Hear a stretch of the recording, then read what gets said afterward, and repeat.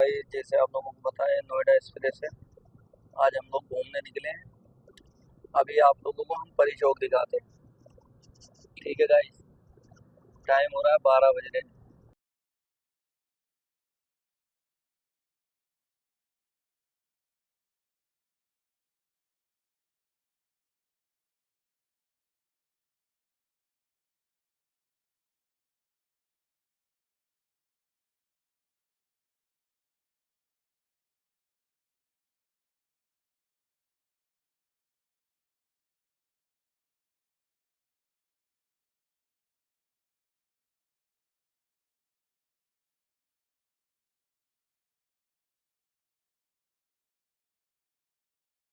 ऐसे गाइस परी चौक का रास्ता कितना बढ़िया आप देख सकते हो।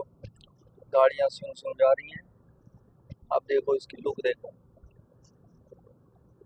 देख के बताओ आप लोग कैसा लगा। जैसे आपको बता अभी हम आपको परी चौक दिखाएंगे। वहाँ पे परे सोते रहते हैं।